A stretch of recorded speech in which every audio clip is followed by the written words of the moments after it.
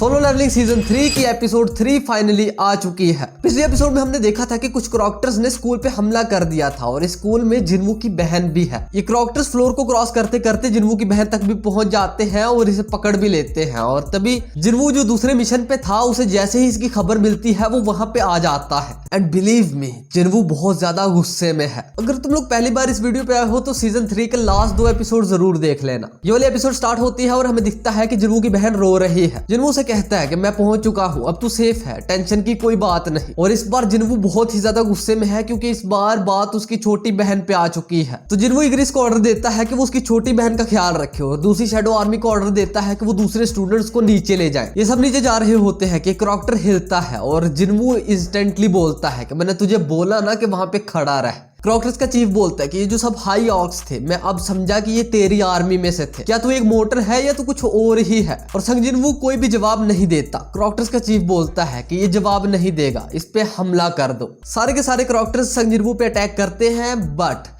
संग जिन्वू पेल देता है। मतलब किसी को उठा के यहाँ पे पटक रहा है, किसी को उठा के यहाँ पे पटक रहा है, किसी को बीच में से फाड़ रहा है। संग जिन्वू ब्रूटली सबके सब क्रॉक्टर्स को मार देता है और आखिर में पकड़ लेता है क्रॉक्टर्स के चीफ को और कहता है कि तुम लोग इंसानों को क्यों मारते हो? और क्रॉक्टर्स का चीफ जवाब देता है कि हमारे दिमाग में एक आवाज चलती रहती है कि इंसानों को मारो, इंसानों को मारो। संग जिन्वू बोलता है तो तेरा मेरे बारे में क्या ख्याल है? तेरे दिमाग में वो आवाज आ रही है कि इसको भी मार दे?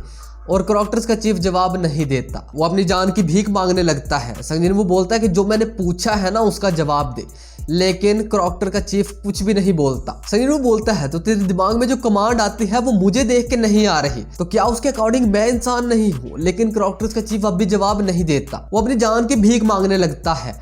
और संग जिन्वू बोलता है तो तेरे अकॉर्डिंग मैं इंसान नहीं हूँ। वेल, इस बात से कोई फर्क तो नहीं पड़ता और तू माफी मांग रहा है, जा, तुझे माफ किया, लेकिन इसका ये मतलब नहीं कि मैं तेरे को छोड़ दूंगा। तो हाँ, संग जिन्वू इसे मार देता है और हमारा सीन शिफ्ट होता है बेरू की तरफ। वही टॉप रैंक की ए रैंक रेड जहां पे संग जिन्वू बेरू को छोड़ के गया था और यहाँ पे मेन डंजन बॉस आ जाता है आर्चलीच। और मैं बताता हूँ कि ये कौन है। देखो, काफी सारे डंजन बॉस ऐसे हैं जो लोगों के बीच में फेमस है और उनमें से एक है आर्चलीच। और इस आर्चलीच ने चाइना की एक major guild cold dragon guild को खत्म कर दिया and this is why he is damn famous और इसे डेंजरस भी समझा जाता है। और आर्चलीच और इसके साथ जो डेथ नाइट्स हैं, इन्होंने मिलकर चाइना की काफी सारी और गिल्ड्स को भी खत्म कर दिया और इसकी वजह से आगे जाके एक डंजन ब्रेक होता है बट थैंकफुली वहां पे ल्यूजी गैंग थी जिन्होंने बचा लिया। ये आर्चलीच और डेथ नाइट्स बाकी हंटर्स की तरफ बढ़ रहे हैं और ये लोग अपनी तरफ से पूरी कोशिश कर रहे हैं कि गेट को बंद करके रखा जाए, लेकिन इनसे कितनी ही देर रखा जाएगा? ज्यादा से ज्यादा 5 मिनट। इनको शदीद जरूरत है संग जिन्वू की एंड गेस व्हाट, तभी बेरू वहां पे आ जाता है। आर्चलीच बेरू को देखता है और कहता है मास्टर तू यहाँ पे क्या कर रहा है? और किंग ने तुझे भेजा हमें मारने के लिए, ये क्या सीन है? और बेरू कहता है कि किंग ने मुझे चुना है, तुझे नहीं। आर्चलीच कहता है क्या बात कर रहा है, मैं किंग से खुद बात करूंगा। और आगे कुछ आर्चलीच बोले इससे पहले बेरू एक पंच लैंड करता है और यहाँ पे हमें अंदाजा होता है कि बेरू की पावर कितनी ज्यादा है। एक top tier A rank dungeon boss जिसने पता नहीं चाइना की कितनी गिल्ड्स को खा लिया था, सिर्फ एक पंच बेरू का और वो खत्म। और जो सारे बाकी हंटर्स और नाइट गिल्ड का लीडर है इन्हें थोड़ा सा आसरा होता है कि हाँ ठीक है ये पावरफुल है। तभी नाइट गिल्ड का एक मेंबर नाइट गिल्ड के लीडर से बोलता है अगर संग जिन्वू अपनी पूरी शैडो आर्मी को रिलीज कर दे तो उसे तो कुछ करना ही नहीं पड़ेगा। नाइट गिल्ड का लीडर सोचता है हाँ, बट अगर वो अपनी इतनी बड़ी शैडो आर्मी को रिलीज करेगा तो उसका माना भी तो बहुत तेजी से ड्रेन होगा क्योंकि इतनी बड़ी आर्मी बहुत सारा माना रिक्वायर करती है। बट फिर भी अगर वो अपनी आधी आर्मी को भी निकाल दे तो वो एक मेजर गिल्ड से ज्यादा ही पावरफुल है। तभी वो मेंबर बोलता है कि अभी अच्छा मौका है लीडर, हम संग जिन्वू की गिल्ड को अक्वायर कर लेते हैं। लीडर कहता है नहीं भाई, ये कोई अच्छा आइडिया नहीं, हम उसके साथ एक अलायंस बिठा लेते हैं। मेंबर बोलते हैं मैं तो मजाक कर रहा था, आप तो सीरियस हो गया, आपको लगता है कि उसे किसी की जरूरत है? लीडर कहता है हाँ उसको जरूरत है क्योंकि रूल्स तो सब गिल्ड के लिए सेम है। एक डंजन का परमिट लेने के लिए और उसमें एंटर करने के लिए उसके गिल्ड में मेंबर्स होने चाहिए जो उसके पास नहीं है। तो यहाँ पे नाइट गिल्ड के लीडर का प्लान है कि वो जिन्वू के साथ एक अलायंस बिठाए, वो उसे मैन पावर दे और वो उसे power they, so that it's a win win for both. But क्या जिन्वू बनाएगा? Let's see. यहाँ से सीन शिफ्ट होता है उस स्कूल पे जहाँ पे संग जिन्वू ने क्रॉक्टर्स को मारा था और यहाँ पे हमें दिखता है कि काफी सारे स्टूडेंट्स मारे गए। यहाँ पे काफी सारे पेरेंट्स हैं जो अपने बच्चों के लिए रो रहे हैं और हमें दिखता है कि कार में प्रेसिडेंट गो के साथ बैठा है संग जिन्वू। प्रेसिडेंट गो बता रहे हैं कि 213 स्टूडेंट्स जो पहले ही भाग गए थे वो भी सेफ हैं और उनके अलावा जो बीच में स्टक थे उनमें से सिर्फ 10 स्टूडेंट्स बचे हैं, बाकी सारे इसके बाद प्रेसिडेंट गो संग जिनवू को अपने फोन में एक ग्राफ दिखाते हैं जो कि गेट्स का ग्राफ है। वो बताते हैं कि पिछले 6 मंथ्स में बहुत सारे गेट्स ओपन हो रहे हैं। सिर्फ यही नहीं, बहुत सारे मैजिक बीस्ट भी और बहुत सारे हंटर्स भी अवेकन हो रहे हैं। तो एक बैलेंस के साथ दोनों चीजें ग्रो हो रही हैं, मैजिक बीस्ट और गेट्स भी और हंटर्स भी। संग जिनवू प्रेसिडेंट गो से पूछता है कि आपने मुझे यहाँ पे क्यों बुलाया है, और प्रेसिडेंट गो बताते हैं कि Japan, USA, China, Russia, France, Britain, Germany और भी बहुत सारी कंट्रीज मिडिल ईस्ट से तुझे एक्वायर करना चाहती हैं, तुझे हासिल करना चाहते हैं। हंटर एसोसिएशन के पास कोई राइट नहीं है कि तुझे रोक सके। हम सिर्फ ये कर सकते हैं कि तेरी पर्सनल इंफॉर्मेशन को प्रोटेक्ट करें, बाकी सारा कुछ तेरे पे है कि तूने जाना है या नहीं।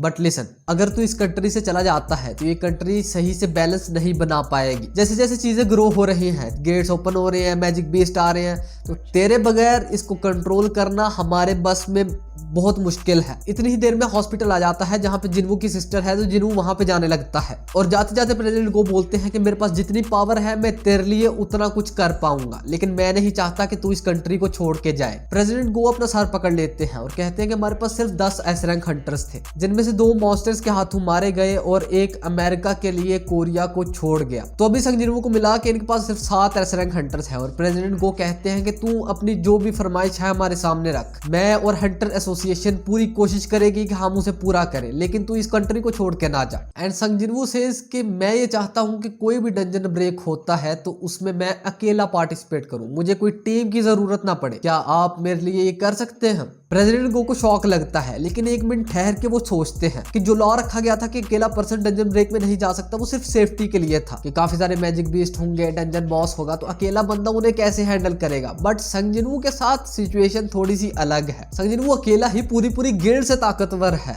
तो ये हो सकता है। और प्रेसिडेंट को कहते हैं कि क्या तूने अपनी गिल्ड इसीलिए बनाई है कि तू अकेला जा सके?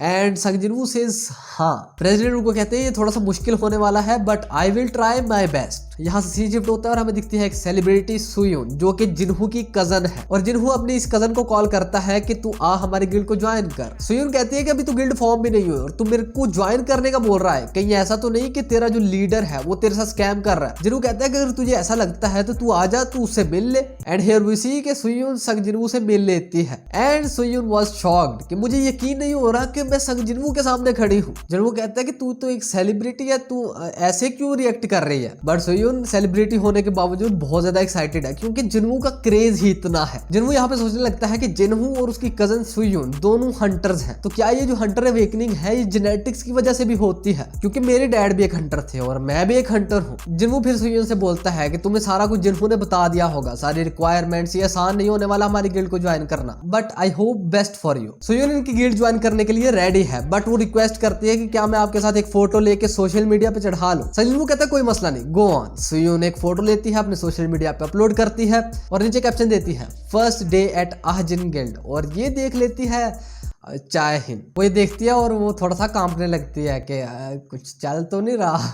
इसके बाद सीन शिफ्ट होता है हंटर एसोसिएशन की एक मीटिंग पे, और ये बंदा प्रेसिडेंट गो पे बहुत ज्यादा गुस्सा करता है कि तू ये चाहता है कि मैं समनिंग बेस्ट को भी एक हंटर रिकॉग्नाइज करूं, शैडो समनिंग्स को भी काउंट करूं, और संग जिनवू को ये इजाजत दूं कि वो किसी भी डंजन में अकेला जा सकता है। जो हंटर एसोसिएशन है ना, वो सारे हंटर्स के लिए इक्वल है, वो सारे हंटर्स की अच्छाई चाहती है, सिर्फ संग जिनवू की नहीं। प्रेसिडेंट गो एक स्माइल करते हैं और बहुत ही कामली इन सारे मीटिंग के मेंबर से सवाल पूछते हैं। फर्ज करो एक डंजन ब्रेक होता है, उसमें 2 ऑप्शंस हैं, एक साइड पे 20 ए रैंक हंटर्स और एक साइड पे अकेला संग जिनवू। उस डंजन ब्रेक में इन ग्रुप्स में से सिर्फ एक ग्रुप जा सकता है, तुम लोग क्या चाहोगे कि तुम लोग किसको भेजो? और यहाँ पे सन्नाटा हो जाता है। वेल, कोई भी जवाब नहीं देता और प्रेसिडेंट को एक और सवाल पूछते हैं उसी बंदे से जो उन पे गुस्सा कर रहा था। वो पूछते हैं कि तूने एक नया अपार्टमेंट लिया है हंटर्स गिल्ड के करीब, जबकि वो अपार्टमेंट बहुत ज्यादा महंगा है जहाँ पे तू पहले रहता था उससे, तो तू वहां पे मूव क्यों हुआ? एंड उस बंदे की बोलती बंद हो जाती है। प्रेसिडेंट को बोलते हैं सिर्फ एक रीजन, सेफ्टी। तो जो सारी नेशन है ना, जापान, चाइना, यूएसए, हर नेशन कोई भी कीमत भरने के लिए तैयार है सिर्फ संग जिनवू को पाने के लिए, क्योंकि वो लोग अपनी सेफ्टी चाहते हैं। और संग जिनवू कोरिया में क्यों रहेगा भला, जब वो उसे बाहर से अच्छी ऑफर्स आ रही हैं? हाँ, तुम लोग ये कर सकते हो अगर तुम लोग चाहते हो कि हम दोबारा वही मिस्टेक करें जो हमने डोंगसू के बारे की थी। डोंगसू बेसिकली इनका ही वो हंटर जो अमेरिका चला गया है। प्रेसिडेंट को बोलते हैं तो अगर तुम लोग चाहते हो कि तुम लोग सेफ रहो। संग जिनवू तुम लोग उनके पास रहे तो ये स्पेशल ट्रीटमेंट उसे देना पड़ेगा। सिर्फ एक एसरेंग गेट ओपन हो गया और संग जिनवू यहाँ पे नहीं हुआ तो तुझे कौन बचाने वाला है। वैसे ये सीन यहीं पे खत्म होता है और हमें इस कन्वर्सेशन से पता चल रहा है कि संग जिनवू को ये परमिशन मिल जाएगी कि वो अकेला डंजन ब्रेक में एंटर कर सकता है। अगले सीन में हमें दिखता है कि संग जिनवू डंजन ब्रेक में अकेले जाने वाला है, बट इस पार्ट को हम अगली एपिसोड में कवर करेंगे। ये वाली एपिसोड इतनी ही थी। अगर पसंद आए तो लाइक और शेयर जरूर करना। मैं मिलता हूं तुम लोगों से अगली वीडियो में, तब तक के लिए पीस आउट।